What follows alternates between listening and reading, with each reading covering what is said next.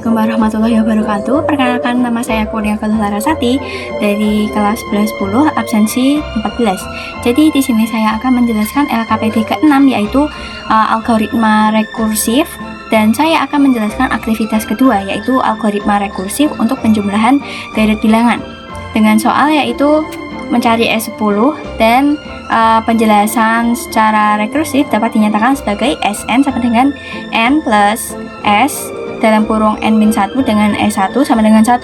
Artinya, untuk mencari S10 kita harus tahu jumlah dari S1 sampai n. Kita bisa ambil n ditambah hasil penjumlahan dari 1 sampai n-1. Contoh, kalau ingin mencari jumlah dari 1 sampai S10, kita butuh hasil dari S9 terlebih dahulu. Berikut penjelasannya. Di sini saya akan menjelaskan LKPD ke-6 aktivitas kedua yaitu algoritma rekursif untuk penjumlahan deret bilangan. Di sini saya mendapatkan soal yaitu dengan penjelasan didefinisikan fungsi jumlah deret sebagai Sn sama dengan 1 plus 2 plus titik-titik plus n. Lalu secara rekursif dapat dinyatakan sebagai Sn S dalam kurung n ya sama dengan n plus S dalam kurung n-1 dengan S1 yaitu 1. Dengan soal A, tentukan nilai S10 dengan menggunakan pendekatan rekursif. Dan soal B, jelaskan bagaimana fungsi ini berhenti pada kondisi dasar. Untuk menjawab soal A, kita harus melihat S1 sampai ke S9 untuk mencari S10.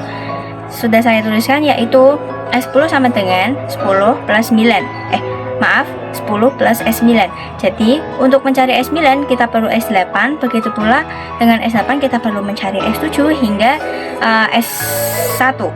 Nah, kita cari dulu nilai baliknya dengan S2 yaitu 2 plus 1 sama dengan 3. Jadi nilai S2 nya itu adalah 3. Lalu untuk mencari S3 kita perlu memasukkan nilai S2 dan ditambah ke 3 seperti yang sudah saya tuliskan ini.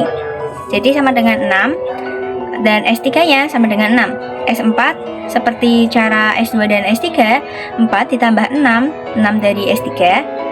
Jadi S4 sama dengan 10. S5 sama dengan 5 plus 10 dengan 10 dari S4 sama dengan 15. S6 sama dengan 6 plus 15 dengan 15 didapat dari perhitungan S5, jadi S ke-6 adalah 21. S7 sama dengan 7 plus 21 dengan 21 kita dapat dari S6. Jadi S7 sama dengan 7 plus S7 sama dengan 7 plus 21 sama dengan 28. S8 pun demikian caranya yaitu 8 plus 28 dengan 28 adalah penjumlahan dari S7. Jadi S8 sama dengan 36. Untuk mencari S9 kita perlu memasukkan S8 yaitu 36 ditambah 9 sama dengan 45. Dan soal yang kita cari yaitu S10 didapatkan dari 10 plus 45 dengan 45 kita dapat dari perhitungan S9 dan S10 sama dengan 55. Jadi nilai S10 adalah 55. Untuk soal B yaitu jelaskan bagaimana fungsi ini berhenti pada kondisi dasar. Fungsi rekursif berhenti ketika mencapai kondisi dasar yaitu S1 sama dengan 1. Pada nilai ini, fungsi tidak lagi memanggil dirinya sendiri. Saat mencapai kondisi dasar, proses rekursif mulai kembali naik, yaitu mengembalikan nilai seperti yang telah kita lakukan ke pemanggilan sebelumnya, satu persatu hingga tiba di S10. Jadi, fungsi berhenti karena memiliki kondisi dasar yang jelas, yaitu N sama dengan 1, sehingga rekursif tidak berjalan tanpa akhir. Begitu penjelasannya, kurang lebihnya mohon maaf.